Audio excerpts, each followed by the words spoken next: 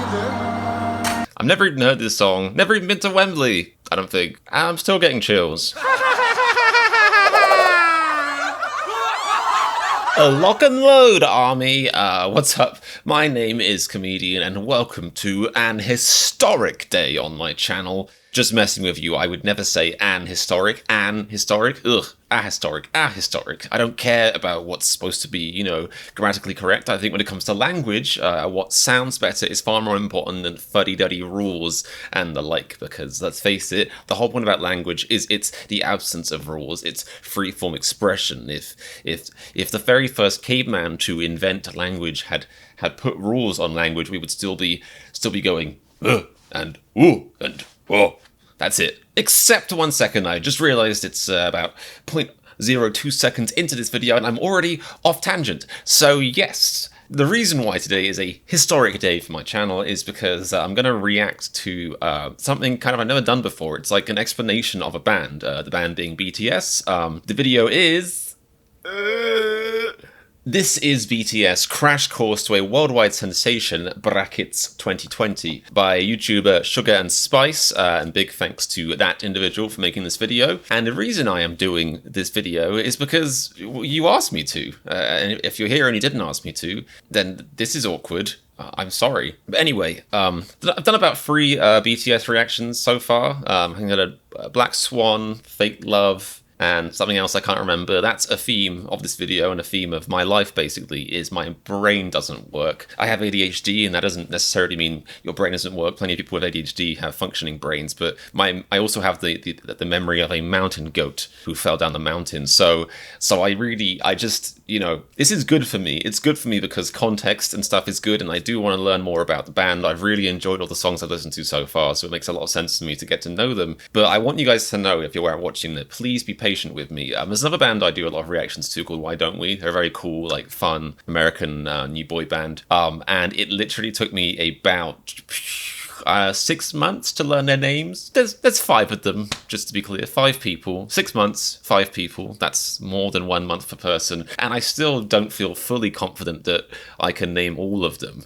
So that's what you're dealing with right here. So yes, this is risky territory for me, but it feels important, you know? I really do feel like I can just tell with these guys that, like, there's basically about 1 billion plus 1 words out there. That's probably way underestimating anyway, but there's about infinity words out there describing these lads, and there's about infinity elements to their backstory and also the backstory of their artistry. It's kind of nuts. So actually watching something like this really makes a lot of sense to me. I think it'll kind of give more context to stuff in the future.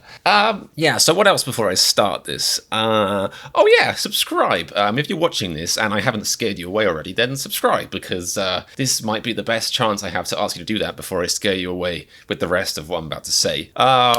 Anything else? Oh yeah, of course, if you're a BTS fan, put your suggestions in the comments of stuff I can react to. Also other videos like this, also live videos, interviews, that kind of stuff. Not only is it great to learn about the band and their backstory, but you can monetize videos like this a lot easier. Or you could just save me some time and send me your money. Send me some money. Where was I going? Right. So, I'm about to do this, I'm about to react to this. I might come out of this video a changed robot, we'll see. I'm excited. The only thing I know about these guys is that they're basically poets and they're from South Korea. So, let's see what this is all about. See, I don't even know if this is one of their songs, but it probably is because it's a banger. Yeah, almost certainly is. Fire.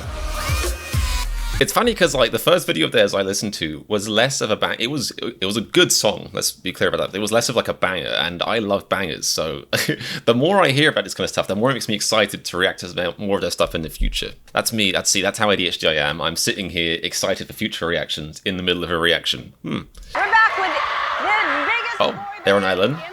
Ellen's pretty big. Boy band in the world. In the world. Hey guys, I'm here with BTS. Ooh, the audio levels in this video. If you're watching this and you're an editor and you want to know how to keep your audio levels level, then in Adobe Premiere there's a little bar at the side, and you can see where the levels are bouncing. And if you have one clip that bounces, say at like -10, and one clip that bounces at +50, then you want to yeah. Out in line for days because the Korean band BTS. Nights at the Rose Bowl, highest grossing engagement in the venue's box score history. Headlining Wembley Stadium, the first Korean band ever to sell out the landmark venue. I mean, I could tell how huge these guys are from the fact that the fan base leaves literally, you guys leave literally like 1,000-word essays like it's nothing on every video I make, which is nuts. I mean, I think that's a good sign as any, but I feel like I'm about to properly learn how big these blokes are. Group since the Beatles to earn 3 #1 albums in less than a year. Jesus Christ, you guys are like freaking huge. Cardi B. Oh my God. From your beat can. Thank you. People from my parents' country and stuff, it's hard for them to get big here. They barely can speak English, and you guys are like huge. Yeah, I'm so ignorant about pop music, I don't even know where Cardi B is from. But it's probably a good thing. I feel like that might actually be good as far as like delving into BTS, because I can tell like a lot of what BTS meets is kind of like, there's like a strange resistance, which I think is probably, let's face it, partly based on ignorance. People being like, well, how could these guys be popular? They're Korean and they're singing in Korean, you know. It's like, and I think maybe coming from a background where I don't know anything about pop is quite useful, because I'm just kind of trying to listen to it with as open as mind as possible. How? I think that's my main question. So my thing with them is I saw them from when they debuted. They were on my shows. I was interviewing them and From the beginning. From the beginning, they were these underdogs in the industry. Korea K-pop is so competitive. You have hundreds of groups debut every year. Wow. See, now this is another very interesting element to the whole BTS backstory, which I didn't fully appreciate until recently, and probably now, let's face it, is that, well, I hesitate to say this, but like, I can tell there's a culture in Korea of kind of like pushing like boy bands, and like everyone's just trying to assemble boy groups or even just obviously girl groups, just assembling groups in general, just trying to like, get them to be the next big thing. And again, I hesitate to say that because that's obviously not unique to Korea. Like that happens in America, it happens in Europe, bands like Now United, Why Don't We, they're kind of like examples of this. So actually, I got a question for you guys in the audience. Is it true, or do you think that, because I really have no idea, is the Korean scene just much more intense as far as like creating these bands, joining these bands, encouraging these bands, trying to push them, or is it about the same? I think this is like a really interesting part of their backstory.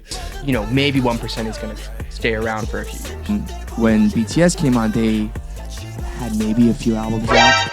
This was their dorm? My goodness. That's taking me back to my childhood. That's great. I had a little fluffy toy lion. His name was Mr. Lion. And one day, this is something I was discussing with my friends recently, actually. And by friends, I mean a pillow which I drew a face on. But I've always wondered if it wasn't for society and stigma and stuff telling us, what a child should be, what an adult should be, what is childish, what is, adult. I wonder if adults wouldn't be more likely to play with toys, more likely to still, and I think especially imagination is the biggest thing that I think gets stamped out of you when you grow up. And I really do wonder if that is just a societal thing, is if imagination is something you inherently just lose when you get older, because, let's face it, as cavemen, when you got older, you couldn't just be wandering around going, la la la la la, oh, I'm imagining like, Mr. Lion's with me. Like, no, you wouldn't be imagining Mr. Lion. Mr. Lion would be a real friggin' lion chasing you across the Sahara Desert. Sahara Desert? What am I talking about? The savannah, chasing you across the savannah, trying to eat you. That would be the actual Mr. Lion. So maybe there is some logic to the idea that, inherently you would have to crush the imagination. But then again, imagination is obviously something, doesn't have to be on all the time. You can kind of switch it off. It's not like a kid is in imagination land when he's, in the middle of having a little meltdown in Walmart because his mum said he couldn't have a chocolate bar, for example. Because the reason I say this is because Mr. Lion, right, he was everything to me. Like he was, he was and probably still is my greatest friend, even to this day. There was a point when I broke up with him. I was about 19, 20. No, I'm kidding. I don't know how old I was, like 6, 7. I honestly can't remember, but I remember like I had this fluffy lion in my hands and I threw him away from him on the ground, and I was like, no, go away. And obviously like I imagined him being like, why? I felt guilt, and him being like, why are you doing this? And I was like, we can't hang out anymore. It's not cool anymore, and that definitely came from somewhere else. That came from external side of me. So, you know, that came from something I would have heard or a comment that was said. So I just wonder, like, if I'd never had that innocence taken away from me, would I still be hanging out with Mr. Lion? I mean, it would make the coronavirus situation a lot more bearable. Mr. Lion was a good guy. Anyway, I just realized I'm 2 minutes into a 16-minute video and I'm talking about a cuddly lion, which doesn't have much to do with the video. So, yeah. Had maybe a few albums out, and they hadn't really made it in Korea yet, or anywhere. Tiny venues, but it worked because they're amazing performers, and they stole the show. Really? Amazing performers. See, this is something I've been gleaning. I say that gleaning. I said it like I'm a detective, or, you know, I've uncovered some brand new secret. This just in, BTS good at dancing, shock news, read all about it. No, but I mean, obviously, it's obvious, but like, it kind of has been blowing my mind when I've been watching their videos, how good the dancing and the choreography is. So it makes sense to me that would be a big part of their initial success. That makes a lot of sense now. And the way they do things, people were like, is that magic? Like, what is going on? And from there, it was like this organic growth of people, like international fans saying like, these kids are so underappreciated. See, that's something I love about the age we live in, is that, you know, a band that, I mean, they still have to deal with kind of like fuddy-duddy snobbery from, let's face it, you know, mostly like older voices, but, you know, a band can authentically gain traction and gain followers, you know, worldwide without having to speak English, without having to curtail their thing and cater to certain audiences. Like, think of how many foreign bands there are that sing primarily in English just because it was like, you know, the thing they kind of felt they had to do. I like the fact that BTS is changing that narrative now. Like, they're getting huge and they're not feeling the need to sing in English. And then they started taking over the world, and they're massive, as you all know. So. Ooh, okay. I think BTS outselling Ed Sheeran is something I can actually comprehend. For context.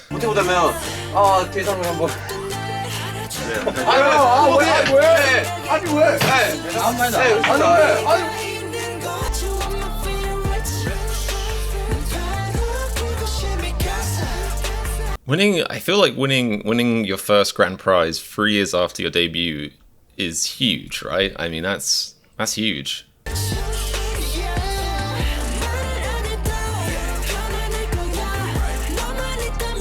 This terrifies me, honestly. This, like, my brain can barely handle 1 + 1. The level of data I'm seeing on screen terrifies me. 생각을 하고 불안을 하잖아요. 그리고 이상의 것을 생각도 못하고 생각을 못하던 거지. Man, that looks cool.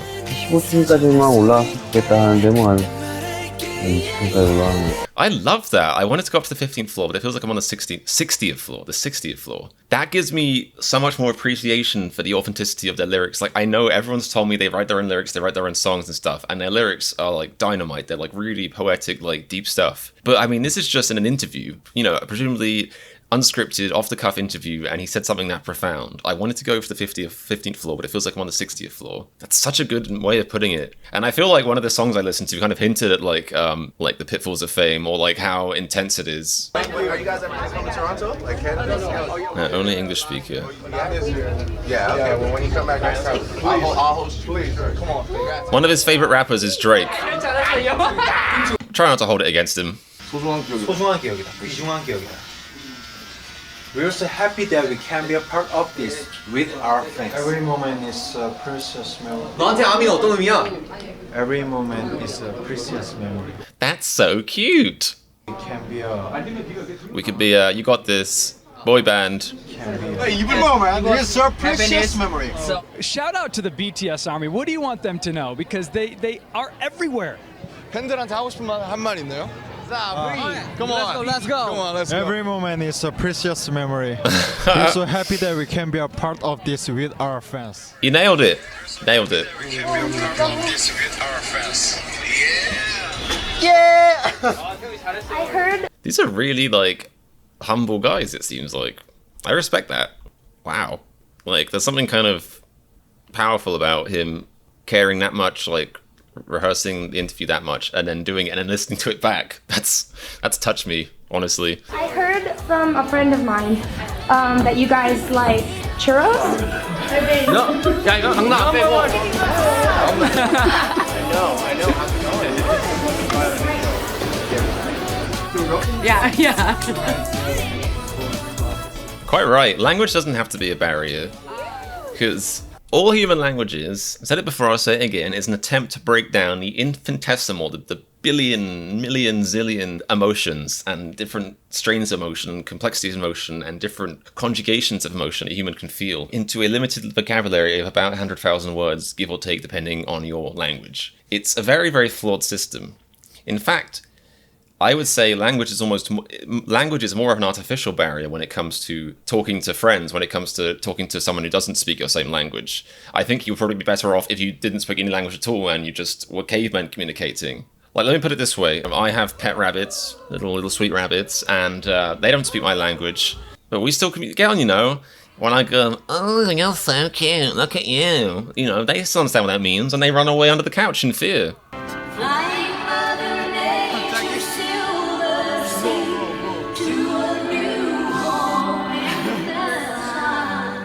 Wow.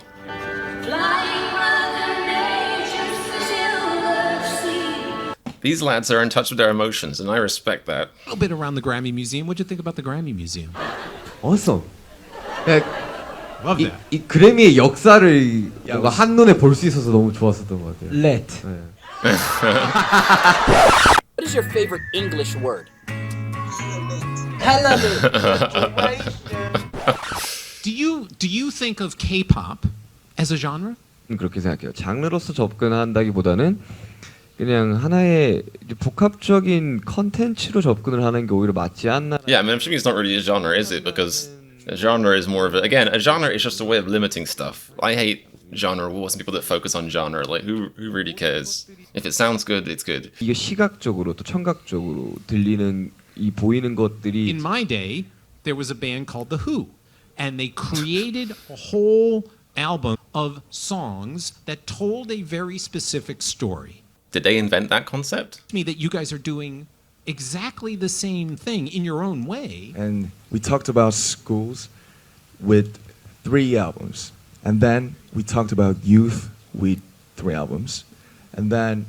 He's got a nice voice. Yeah, I hate to tell you, it happens. You know, life is supposed to be very ironic and unstable. And in teenage years and in 20s, it's really more and more. Somebody doesn't love themselves, then they could love nobody. It was. 사실 저희 음악들은 How are they so profound even in interviews? 저는 어떻게 보면 이 전체 스토리나 전체 주제라든지 앨범을 파악하기엔 This is why their back catalog terrifies me, because I don't do well even with context.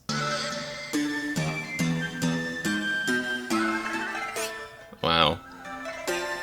Look at this! Look at this development! This is nuts! You know, first album, next album. Like, in 5 years, it'll be like, the bar will be like 50 times, higher than you could fit on, like, the Empire State Building. And rather than downloading the music, it'll just be injected into our brains directly. What the? This is filthy! Guys, please, recommend songs like this to me. I love all of it, but... Oh, I love a song like this. Hip-hop, dang, rap star. Dang, I agree. Dang, son, dang.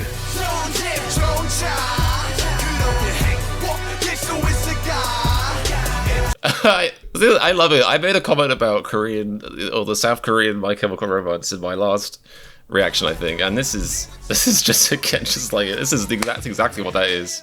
Okay, even more so, this is South Korean My Chemical Romance right now.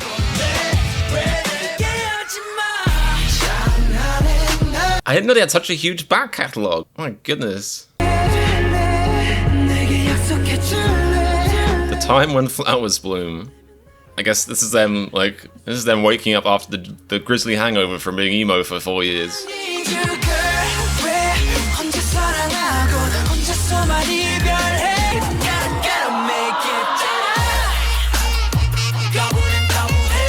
This is what I think I look like when I'm dancing, but in reality I look like one of their elbows. If you just focus on what their elbows are doing, that's what I look like as a whole.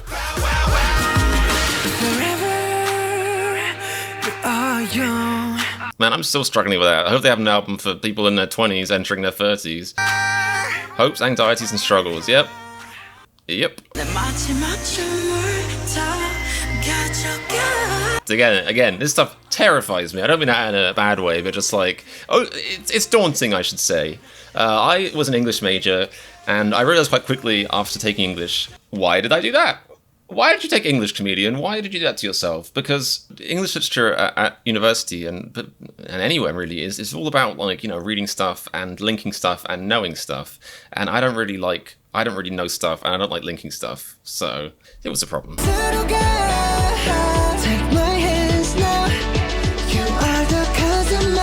Oh my goodness, there's so many backstories. I always feel like, what have I done, you know? It's like when you get into a book series and someone's like, oh yeah, there's 20 books. You're like, there's 20 books? What? It's just that, but like times a million. I wonder how many hundreds of songs they have. What? I want to watch this music video. That looks amazing. Oh, okay, I've reacted to this song. I recognize this one.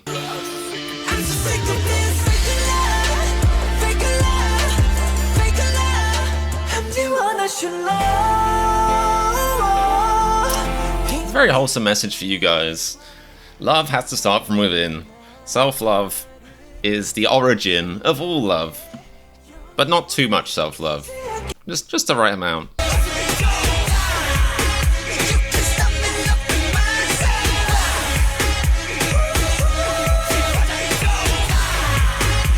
What is up with the quality of this clip? I've heard it filmed on a potato, but this looks like it was filmed on a mashed potato.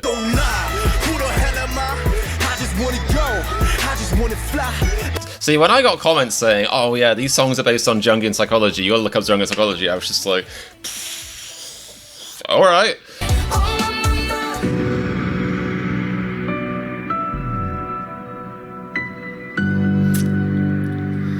See, I think I've reacted to maybe one song from the new album, and I wonder how much of it is basically about the reality of life behind the facade of being a superstar. Obviously, you know, they live exciting lives, but their lives are so intense. They obviously have lots of highlights, but there's got to be lots of down moments, and it's that classic thing about fame, and especially like intense worldwide fame, is that it's almost like a loss of freedom in a certain way, you know? Once you get famous enough, you honestly just give up your freedom. You can't go anywhere.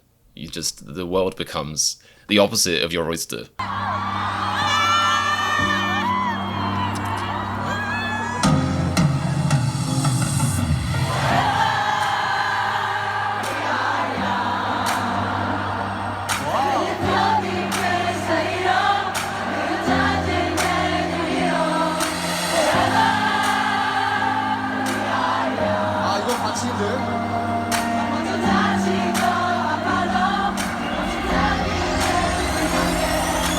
I've never even heard this song, never even been to Wembley, I don't think. I'm still getting chills. Impressive.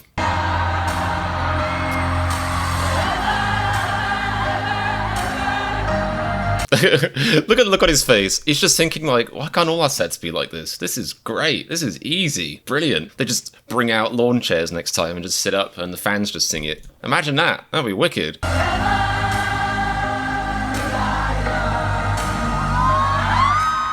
Aww. What sweet individuals.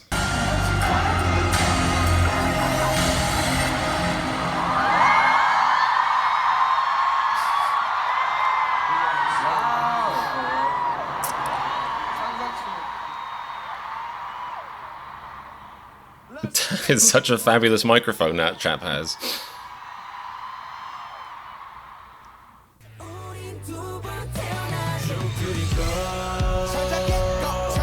See, the one saving grace, and I don't mean that I didn't enjoy this, but the one saving grace as far as me not being too overwhelmed by this video was the fact that they didn't really go into their names too much, so I have an excuse for not knowing their names.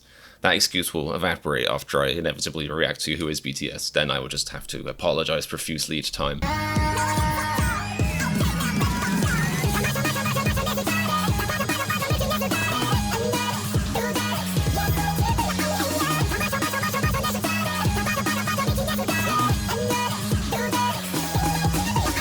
Moment of silence, please, for my grip on reality. Thank you. Wow, that was impossibly overwhelming. In a good way. I mean, I think it says a lot about their content. It always kind of makes me feel emotional, but even just watching that made me feel emotional. Even just kind of breaking down the history made me feel emotional. Yeah, I'm a little bit overwhelmed, but in a good way. In a good way.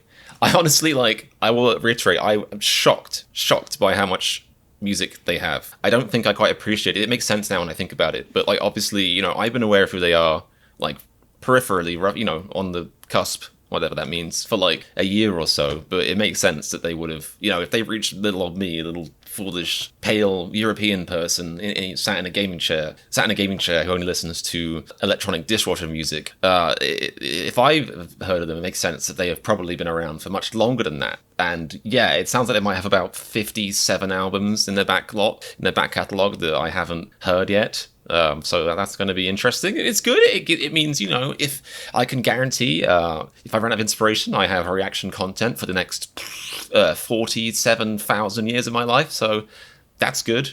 There was a lot of information there. I think the biggest thing I've taken away from this video is honestly like how nice these guys are. And I don't want to sound like weird or like pandering saying that, because, you know, I guess it is just a snapshot of them, but I like to think I'm a good judge of character, and from what I saw in the video and the interviews and stuff, it seems like they're really just genuine, honest people, which I really appreciate, you know. I didn't really have time to say this, and it was kind of a quick bit in the video, but I feel like there was a bit where one of them was talking about how they respect, like, you know, sexualities and different gender identities and stuff, which I hugely respect. All about that.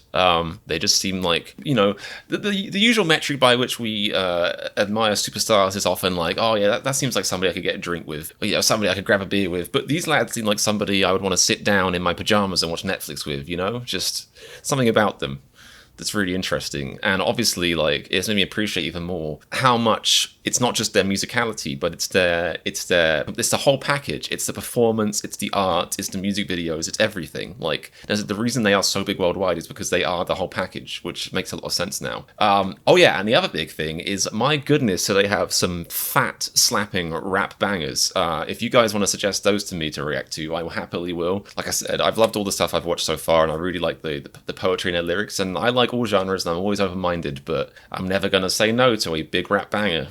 Anyway, I'm going to try and wrap it up here because my brain is on fire. I'm going to go and process what I've heard. I appreciate you guys for suggesting that to me. I think it makes a lot of sense. I'm really actually glad I watched that. I think it will help give more context to my future reactions of them. Like I said, if you have any songs, suggestions, interviews, live stuff, whatever you want to suggest, please pop it in the comments. Please do like the video if you enjoyed my reaction. And of course, if you're not subscribed, then definitely subscribe. If you made it this far, then you know you should subscribe. It makes sense. It makes more sense than anything else I've said in the video, which isn't a high bar, admittedly. But yeah, apart from that, thank you so much for checking this out. Thank you so much for, you know, all your comments, guys. You know, all the love you've been giving me. It really does inspire me to keep going. Thank you for that. I really appreciate it. I hope you have a lovely, splendid, magnificent day. I hope you're all staying safe and keeping your loved ones, especially elderly loved ones, at arm's length. I'm not a doctor. Yeah, and what else? Oh yeah, and remember, if you're a fan of this world sensation, then subscribe to join my reaction nation. I've run out of words. That's what happened. I ran out of words.